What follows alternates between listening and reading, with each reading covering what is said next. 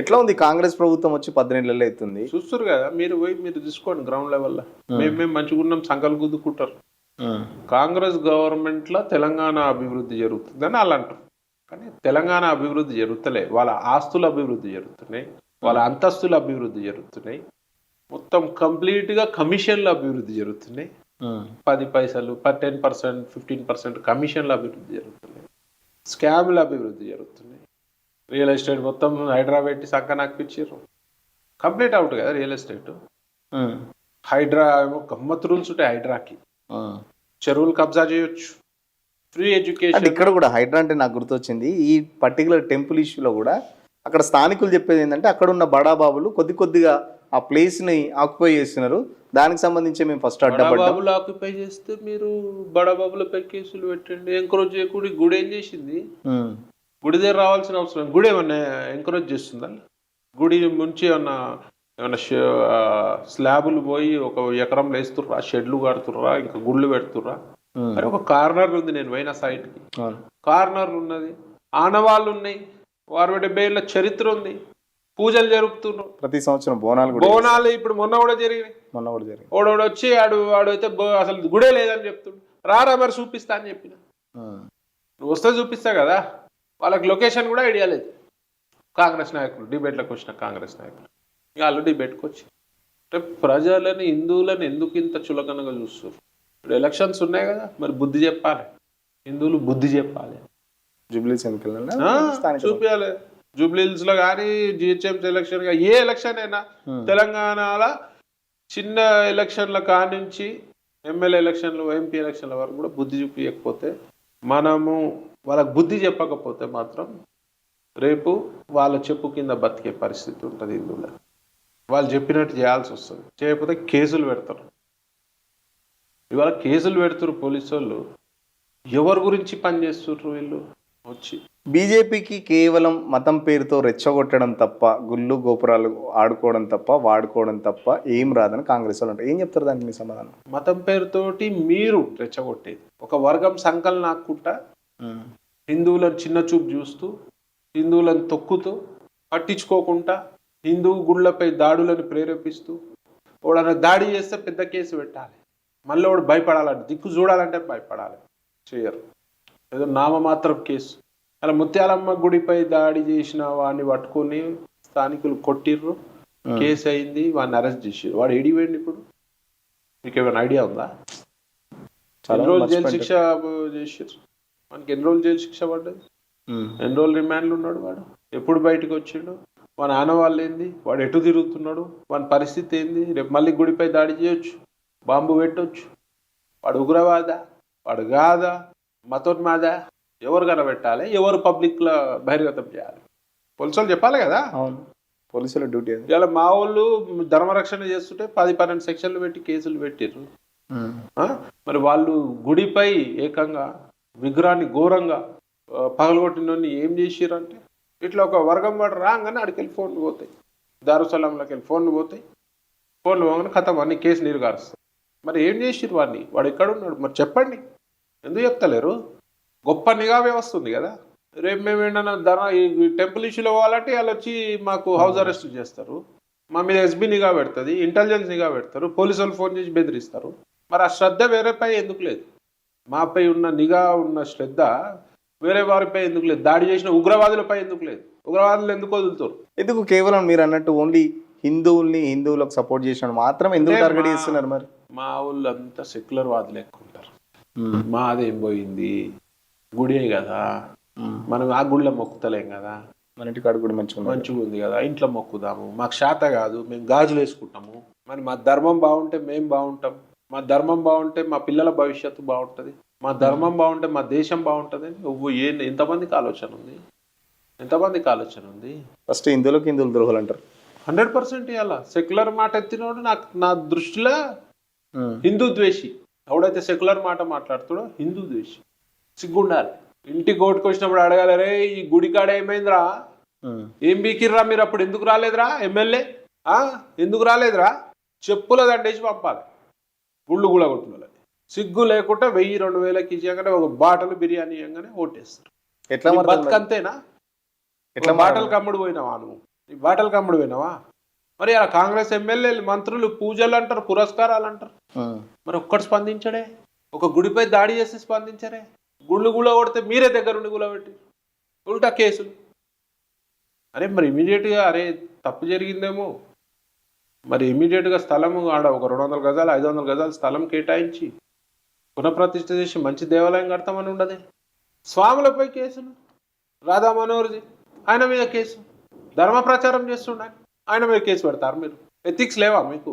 రెచ్చగొట్టే వ్యాఖ్యలు చేస్తున్నారు, మత ఘర్షణ జరిగే అవకాశం ఉందని చెప్పేసి రెచ్చగొట్టేటట్టు శాంతి భద్రత రెచ్చగొట్టే వ్యాఖ్యలు ఏమున్నాయి అలా? మీరు వచ్చి గెలుకుతేనే కదా మేము రియాక్ట్ అయింది. ఇవాళ మాసుంటోళ్ళు రియాక్ట్ కాకపోతే ఇంకేంది పరిస్థితి?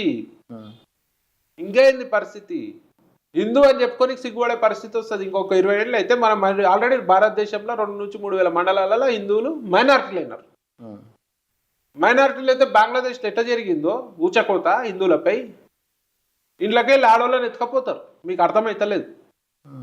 నిజంగా 100% అవుతుంది, 100% అవుతుంది. బంగ్లాదేశ్లో మొన్న ఏమైంది? అందరు మళ్ళీ యూనిటీ అయితే తగ్గింది.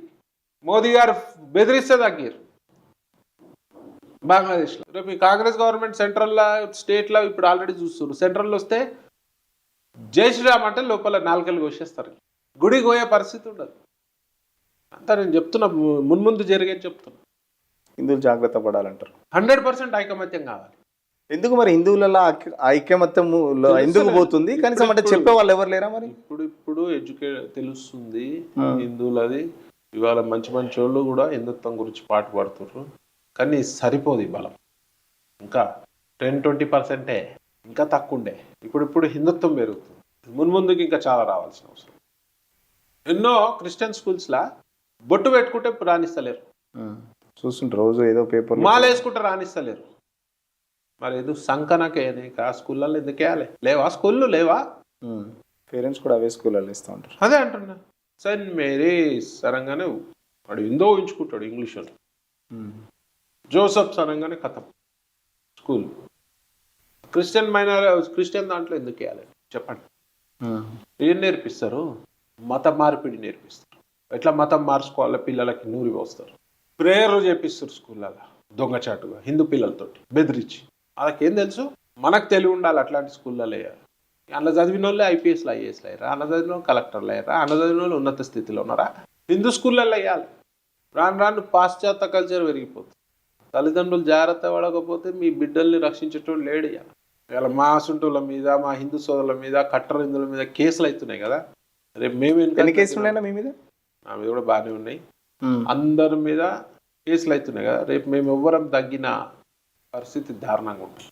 అనిపేదా కేసులు పెట్టినప్పుడు? ఎందుకు ఇదంతా నాకు ఒక్కొక్క మెడల్ లెక్క అనిపిస్తుంది కేసు హిందుత్వం మీద. ఒక్కొక్క కేసు నాకు ఒక మెడల్ లెక్క. భయం అనిపించదు. నా ధర్మం గురించి పోరాడుతున్నాను. ఈ దారిలో భగవంతుడు మాకు ఆదేశించుడు ఈ పని చేయాలి. దాని గురించి చిత్తశుద్ధితో పనిచేస్తాం. ఎంతమందికి అవకాశం వస్తుంది? వాళ్ళు చేసేది నాకు అందరూ ఇవాళ ముస్లింలు శత్రువులై కూర్చున్నారు, క్రిస్టియన్లు శత్రువులై కూర్చున్నారు, సెక్యులర్ కుక్కలు శత్రువులై కూర్చున్నారు. నా గురించా? 7 స్టార్ లైఫ్ హ్యాపీగా పోయి వండుకొని ఉండొచ్చు కదా, నా పని నేను చేసుకోవచ్చు. ఎందుకు కోట్లాడుతున్నాను? తెలివి ఉండాలి, ఆలోచించి. మీరు వచ్చి తల్వార్లు పట్టుకోమని నేను చెప్తానే. ఏదైనా ఇట్లాంటి గుడిపై దాడి జరిగినప్పుడు, ఇట్లాంటి సంఘటనలు జరిగినప్పుడు వచ్చి ఫిజికల్ ప్రజెన్స్ ఇవ్వండి, వాయిస్ ఇవ్వండి ప్రజలలో. ఆయన పోతున్నాడు, చికోటి ప్రవీణ్ పోతున్నాడు, బీజేపీ వాళ్ళు చూసుకుంటారు. బీజేపీ ఏమన్నా ఏ గుడిపై అంటే బీజేపీ ఎందుకు స్పందించాలి? బీజేపీ వాళ్ళు ఎందుకు స్పందించాలి? బజరంగ దళ వాళ్ళు ఎందుకు స్పందించాలి? విహెచ్పీ ఎందుకు స్పందించాలి? మేమే కేసులు ఎందుకు వేయించుకోవాలి? కోట్ల చుట్టూ మేమెందుకు తిరగాలి? ఇంతమందికి దుష్మన్ ఎందుకు కావాలి? పోలీసు వాళ్ళు మమ్మల్ని శత్రువుగా చూస్తారు, గవర్నమెంట్ మమ్మల్ని శత్రువుగా చూస్తుంది. ఎవరి గురించి పనిచేస్తున్నాం? మా స్వలాభాలక? ప్రజలు ఆలోచించాలి, హిందూ సోదరులు ఆలోచించాలి. మీకు చెప్తే అర్థమవుతలేదు. ఓల్డ్ సిటీలో ఒక్క చిన్న ఇష్యూ అయింది. బండి ఎవందో తప్పు, ఒక వర్గమో తప్పుతోటి హిందువే గుద్దిండు అనుకుందాం, బండు కారు. ఒక్క నిమిషంలో 100 మంది ఏమవుతారు. మన వాళ్ళు తమాషా చూసుకుంటా పోతారు, దన కొట్టేస్తారు. రేపు నీకు జరగవచ్చు కదా, నీ పిల్లలకు జరగవచ్చు కదా, నీ ఇంట్లో ఆడపిల్లకు జరగవచ్చు కదా. ఎందుకు మరి మీరు అన్నట్టు లవ్ జిహాద్ నీ ఇంట్లో ఆడపిల్లకు లవ్ జిహాద్ నీ ఇంట్లో ఆడపిల్లకు తెలుసు, ఆ పెయిన్ తెలుస్తుంది. తీసుకపోై నరికి 30 ముక్కలు చేసి ఫ్రిడ్జ్ లో పెడితే ఎన్ని సంఘటనలు చూస్తలేము. మేము ఎడ్యుకేట్ చేస్తుంటే సెక్యులర్ కుక్కలు వదులుతాయి, మమ్మల్ని చంపుతాను బెదిరిస్తారు, బెదిరింపు కాల్స్ వస్తాయి. మా ఫ్యామిలీ లేదా? పిల్లలు లేరా? ఎవరి గురించి పోరాడుతున్నావు? తెలివి లేదా మీకు? నీ ఇంట్లో ఆడపిల్లకి అన్యాయం జరిగితే నీకు తెలుసు. రీసెంట్గా 32 ముక్కలు లెక్క చేసి ఆడ ఫ్రిడ్జ్లో పెట్టిండు అమ్మాయి బాడీ. లవ్ జీ అదేడవుతుంది ప్రేమ. ఎన్ని కాలే చూసినాం కదా, ఎన్నో సంఘటనలు చూసినాం కదా. బయటకు వచ్చినాయి కొన్ని ఉన్నాయి, బయటికి రాని ఇంకెన్నో ఉంటాయి. బయటికి రాని ఎన్ని ఉంటాయి. అడ్డమైన సినిమాలు చూడడానికి టైం ఉంటుంది మీకు. పోయి క్యూలల్లా లైన్లల్లా ఎవడో హీరో సినిమా ఉంటే వానికి కోసుకుంటారు. అరే నువ్వు పుట్టింది హిందువుగా భారతదేశంలో, నువ్వు పుట్టిన మతం గొప్ప మతం, అత్యంత పురాతనమైన మతం. మతంపై దాడి జరుగుతుంటే టైం ఇవ్వలేవే. అడ్డమైన సినిమాలకు నీకు టైం ఉంటుంది. అడ్డమైన హీరో మీద నువ్వు ఎంతో క్రేజ్ పెంచుకుంటావే. ఓ స్మగ్లర్ లెక్క చూపిస్తారు హీరోని, ఆయన మీద నువ్వు ఇట్లా విపరీతమైన అభిమానమే. నేను రక్షిస్తున్న నీ ధర్మం మీద ఏం లేదా నీకు అభిమానం? నువ్వు పూజ చేస్తున్న దేవత మీద దాడి జరిగితే మాట్లాడవే. సిగ్గు లేకుండా కామెంట్లు పెడతారు, అరే సూపర్ చేయండి చేయండి చేయండి. నువ్వు కాదు, నువ్వు కూడా రా. నువ్వు ఇంట్లోకి వెళ్ళి కాదు చెప్పేది. చూసిరా నిన్న లాఠీ చార్జ్, పోలీసులు లాఠీ చార్జ్ చూసిరా ఘోరంగా. ఎంత అంటే ఇప్పుడు ఆ ల్యాండ్ ఎంక్రోచ్మెంట్ ఎవరికి కావాలండి? అంటే ప్రభుత్వ భూమిలో వచ్చి డిస్టర్బ్ చేశారు. ఉన్న 200 గజాలలో మా అమ్మవారి గుడి కోసమే కదా ఫైట్ చేసేది. నేను పోయినప్పుడు ఫస్ట్ టైం పోయినా అక్కడికి. నేను ఎప్పుడు ఓన్ కూడా పోలే ఏరియా. ఎమ్మెల్యే కాళ్ళు వెనుక అంత లోపలికి ఎప్పుడు పోలే.